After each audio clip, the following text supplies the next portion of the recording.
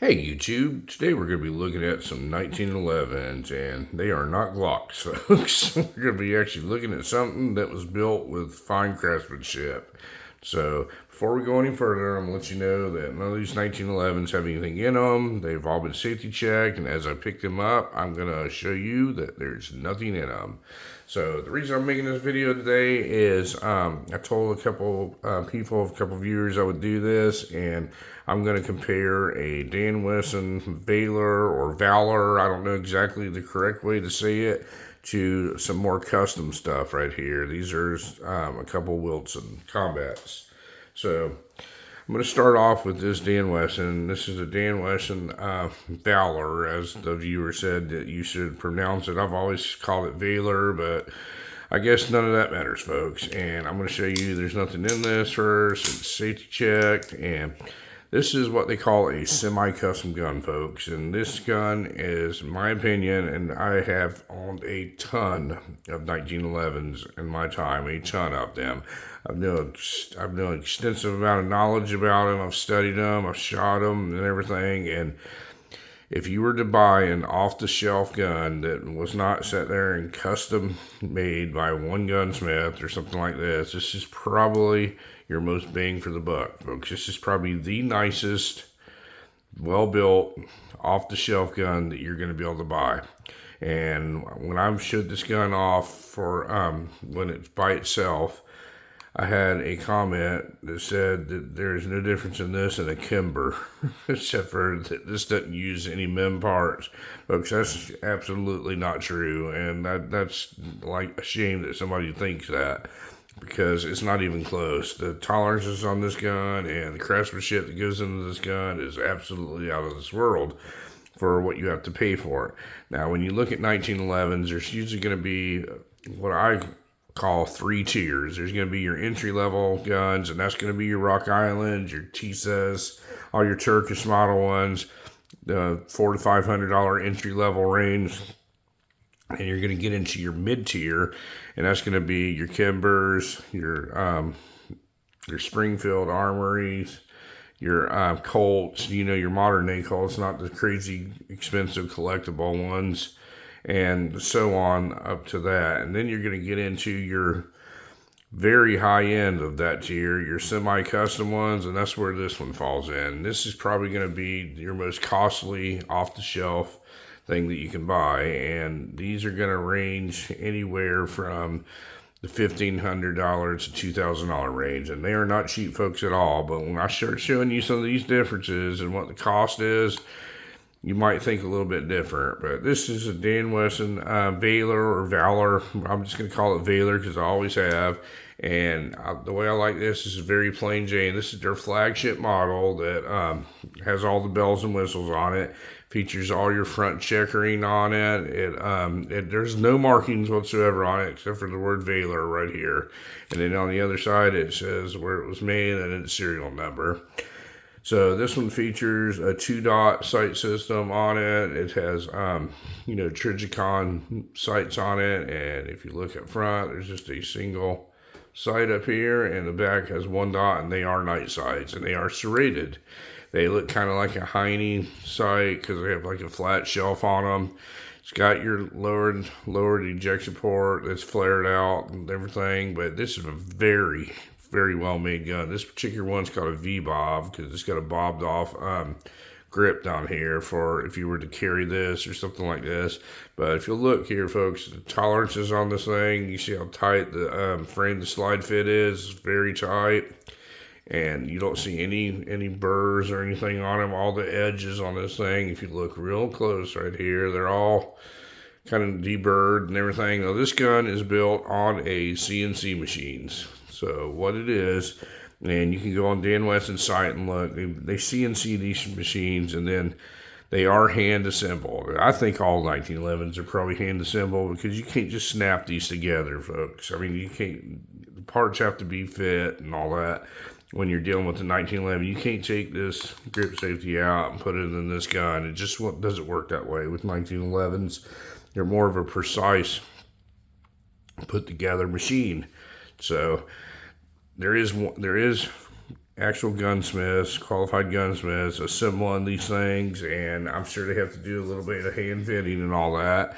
But the difference is going to be in the amount of attention to detail they pay. And I'm telling you, I will take nothing away from these Dan Wesson guns. For the quality that you get for what you pay for one of these things is absolutely unreal. Now, if I was a person that wanted to take the next step up from my Kimber 1911 and I wanted to get me a really nice 1911, I would strongly consider looking at one of these because of what you get, the value you get for the price. And it's kind of like comparing a Taurus to a Glock.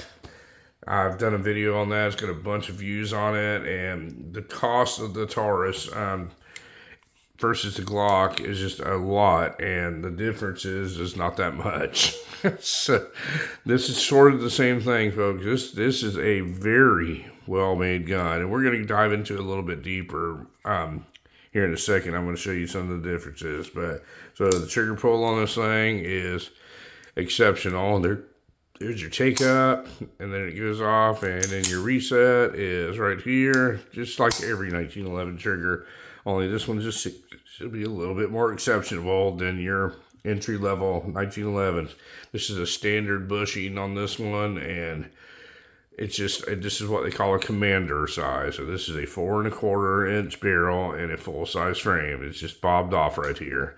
Very excellent made. It's got a little bit of flaring on the frame to insert the magazines in. Just, I cannot say enough good stuff about this gun. All match grade barrel, just everything. Just cannot say enough good stuff about this gun. So we're going to compare that, what we get when you get a custom gun. Now this one here, this is a Willson Combat. This is a professional, and this one's a 4-inch barrel. So this is going to have a bull barrel on it instead of having the conventional type barrel or barrel bushing on the end. So this would be like an entry-level custom gun right here. You custom order this thing and you get all the options that you want on it. So this one here, it's just got you do it, it's kind of like an a la carte thing when you order from Willson Combat. And this one's got like upgraded grips. It's got a sterling silver medallions on it. It's got checkering done on it here. It's got polished sides on it. The inserts on the lettering is blacked out on this particular one. It's got night sights on it, lowered, flared. It's just undercut. The frame's undercut here. The flaring on the frame, is pretty exceptional. But this thing fits together like a glove. Now, when you start looking at little differences, and we're splitting hairs here, folks, when you start looking at the differences in something like this and this Dan Wesson here. But I'm going to pick this Dan Wesson up and I'm going to show you the fit and finish on this thing is absolutely impeccable. If you look at the moving parts right here, it's just, there's nothing rattles or anything like that. But you see how you can see just a little bit of gaps right here between the grip safety and the frame. If you pick up the Willson, it's going to be a little bit better because they hand fit the stuff together, folks. So if you look, there's not quite as much gaps, but it feels very similar to me. There's not enough difference for you to warrant the price difference and this Willson Combat and this Dan Wesson. Now, I'm going to tell you that this particular Dan Wesson, I think the MSRP on these things are about $1,700, $1,800, somewhere in that zone. To get a stainless Willson Combat, you're going to be right around a stainless professional like this. You're going to be right in the $4,000 mark. The high threes maybe, but by the time you pay everything, all your fees and all that, you're going to be right around the $4,000 mark, and that's almost double the price to have a custom gun that's been put together. And when you get something like this is more of an entry-level one. There's really not that much difference. Now, one of the biggest differences I noticed on them is, we'll get to a little bit more. First thing you always look for with a 1911 is how positive the safety is. And it is pretty positive. You hear the clicks. But if you listen real close, you hear like 2 clicks. And is that bad? Nah, I wouldn't say that's really bad on it, but it shows hand fitting. That's all it is. It shows how well it was hand fit, and this thing is very positive. This thing will absolutely is so much better made than like a Kimber or a Springfield or something like that. Just the way that it's put together. Now, if you take out the Willson, the lower end Willson right here, and you do the safety on it, it's not even close. If you listen, there's just real positive clicks. You don't hear a second click. It doesn't hang up or anything like that. So it works like it should. Now, one of the other differences that you're going to notice here, if you take this Dan Wesson, this thing works so smooth. This slide frame fit, it just works like butter. When you pick up the Willson, it's a little bit of difference. It's just, it's absolutely like it doesn't exist, like it's on ball bearings. So you're going to notice a difference there also, folks. But is it enough to say, hey, this is a $2,000 better gun? It's absolutely not. Now, with Dan Wesson, I understand that they have a custom shop where you can order different options and stuff on that. I was not aware of that so here recently, and I've never had any dealings with that. This gun I bought used, it's just an off-the-shelf gun. This particular one they stopped making, I think in 2018, and then they started making it again like a couple years later, and they still make it to the present day. They put like a flat trigger on it and an ambi safety and stuff like that, put some serrations on top, but it's basically the same gun. I think it retails around $1,800 or so. But I just think it's incredible value. You know, you can change a couple things around, so I guess you can somewhat get some semi-custom stuff done to them. But where you really start, where companies like Nighthawk and Les Baer and Ed Brown and all that really shine is in the custom work. And that's where this one comes into play, folks. And this is going to be your difference. And this is a Willson Combat Professional, and this is the same gun that the first one I showed you. And this one has every option that you can get on a 1911. I mean, this thing is decked out. This thing was done for me. So you're going to start off, you got your carry cuts cut into the slide on it. The barrel has been flush cut and reverse crown, along with the recoil spring plug right here has been flush cut. So it's an actual flush fit on them. You got your top serrations on the slides. You got your serrations on the back of your sights on them. And the back of the slide is actually checkered also. If you can see, you got checkering that goes all the way across it. So you got your mainspring checkering and you got your front strap checkering. But this is where this one starts to really shine. This mainspring housing is one piece and fits into a magwell for speed loading. This thing's perfectly blended in here. If you look, this thing looks like it was actually part of the frame, the way that Willson Combat does that. And then you got your lowered ejection port, which is the same as a Dan Wesson. This one happens to have ambi safeties on them, but that's just an option just because it was one more thing to add on. The ambi safety doesn't bother me or benefit me in any way, but I do understand why it needs to exist in 1911s, because this is a single action only gun. So when you carry this cocked and locked, the left-handed people have to be able to use the safety. So I get it. I understand why they have to do it. So some of the other custom stuff, this has got a flared barrel on it, a fluted barrel, I guess I should say. And when you open it up, the whole barrel is fluted all the way to the end. It's got a full-length guide rod on it. It's got a flat wire mainspring recoil spring on the inside of it. It's just different little things that make this one very, very decked out. Now, some of the other things you can start noticing in the differences is when you look at like little things like this, and this is people picking stuff apart, folks, to be honest with you.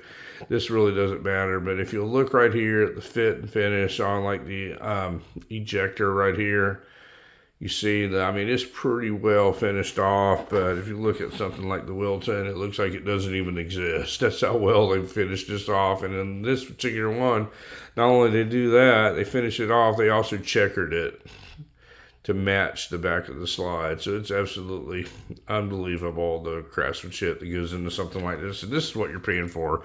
You're paying for the skilled labor when you buy a firearm like this. And is it really needed to be as equally as functional as like a Dan Wesson here? No, it absolutely isn't, folks. And when you get into something like this, you pay for everything. You pay for your upgraded grips and your sterling silver stuff and your updated screws and all that, and you're gonna be in the $5,000 range when you get something like this. And I don't discuss prices, but I'm just trying to tell you that what you're paying for when you get it, and what the difference is to be buy one of these two guns here. You know, your price differences. You're gonna be $5,000+ when you get all these options on that, and that's absolutely ridiculous for a handgun when you can buy something that's almost equally as reliable and crafted just as well when you put together. So I'm going to cut this video down a little short today, folks. I'm going to do this in two parts. We're going to do some on the internal of a custom gun versus a semi-custom gun, but I just want to show you some of the exterior differences in a custom Willson Combat, custom to order, and a semi-custom, very high-end, off-the-shelf Dan Wesson Valor, as I will call it. If you have any questions on any of these guns, I have separate videos on every single one of them, and we'll do a video on what the internal parts look like. None of these guns have any MIM parts in them, so we'll get that out of the way right now. The Dan Wesson does not use any MIM parts, and that is a big thing with 1911 people. They don't want to see any MIM parts on the inside. And when I say MIM parts, I mean mold injection. So all these are equal with that. So we'll get a little bit more into it when we tear them down on another video. But thank you very much for watching my video today, folks. You folks have a great day.